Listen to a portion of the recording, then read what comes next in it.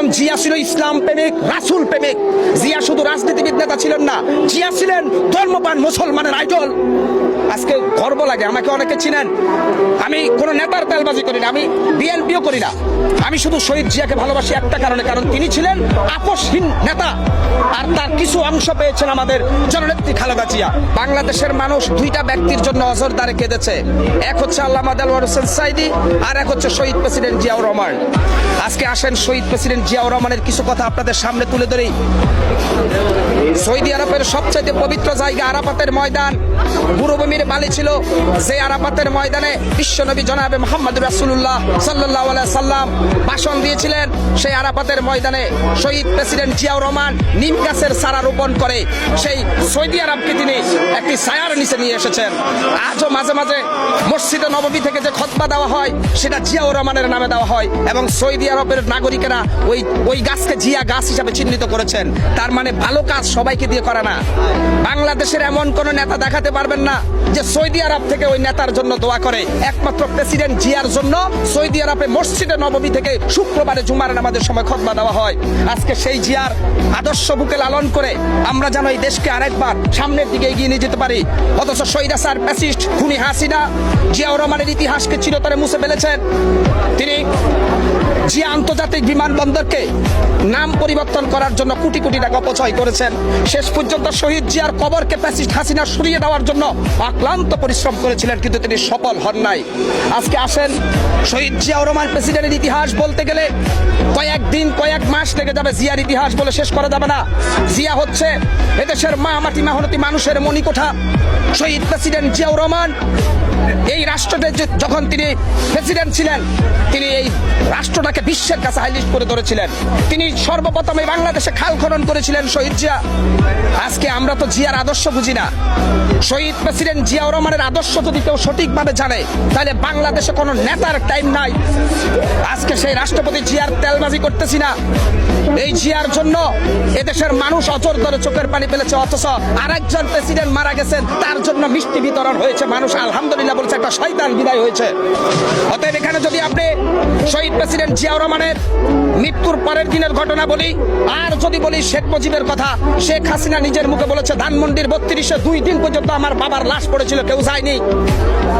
এবং মতিয়া চৌধুরী যে মারা গেছে আওয়ামী লীগের, সে বলেছিল যে বঙ্গবন্ধু ফেরাউন ছিল, এটা তো আওয়ামী লীগের লোকের কথা। অথচ এই শেখ হাসিনা রাষ্ট্রপতি জিয়াউর রহমানের ইতিহাসকে ছাত্র সমাজ এবং তরুণ সমাজ যেন জানতে না পারে সেজন্য ধামাচাপা রেখেছে। আর সিয়াজিমের মালিক সময় মতো শহীদ প্রেসিডেন্ট জিয়াউর রহমান এর ইতিহাস এই দেশের জনগণকে আজকে জানাচ্ছেন। কারণ জিয়া ছিল ইসলাম প্রেমিক, রাসূল প্রেমিক। জিয়া শুধু রাজনীতিবিদ নেতা ছিলেন না, জিয়া ছিলেন ধর্মপ্রাণ মুসলমানের আইডল। আজকে গর্ব লাগে, আমাকে অনেকে চিনেন, আমি কোনো নেতার তেলবাজি করি না, আমি বিএনপিও করি না। আমি শুধু শহীদ জিয়াকে ভালোবাসি একটা কারণে, কারণ তিনি ছিলেন আপোষহীন নেতা, আর তার কিছু অংশ পেয়েছেন আমাদের জননেত্রী খালেদা জিয়া। এখানে দলমত নির্বিশেষে সত্যকে সত্য হিসেবে প্রতিষ্ঠিত করতে হবে।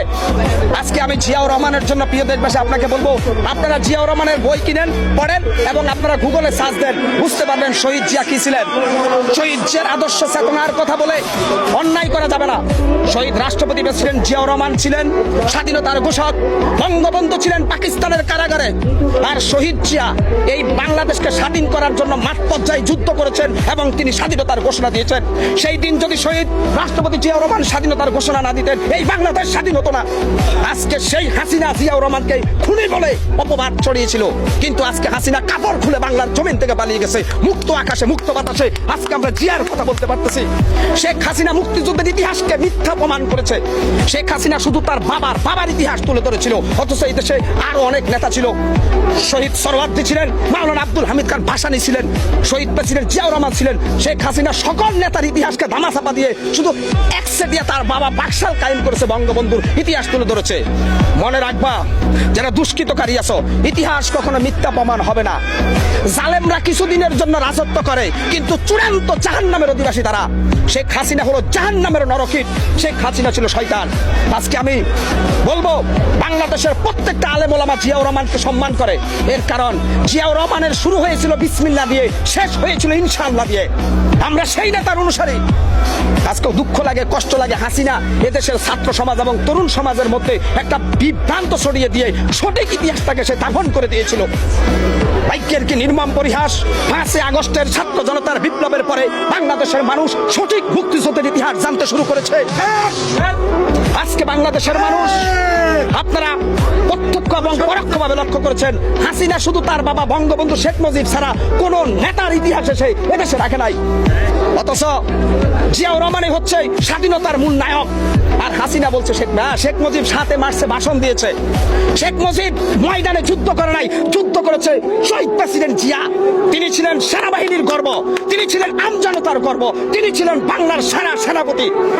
তাই আমি বলবো, প্রিয় দেশবাসী, আগামী দিনে আপনারা শহীদ জিয়ার আদর্শকে চুলচেরা বিশ্লেষণ করে অন্তত সম্মানের চোখে দেখে সঠিক ইতিহাসকে জাতির সামনে তুলে ধরবেন। এতে করে আমাদের এই বাংলাদেশ আগামী দিনে ধাপে ধাপে একটি বিশ্ব দরবারে সিংহের মতো গর্জন দিয়ে মাথা উঁচু করে দাঁড়াতে পারবে। সেই আশা আকাঙ্ক্ষার লালিত স্বপ্ন বুকে নিয়ে আজকের এই 21শে বইমেলা থেকে আমি বিদায় নিলাম। আসসালামু আলাইকুম ওয়া রাহমাতুল্লাহি ওয়া বারাকাতুহু।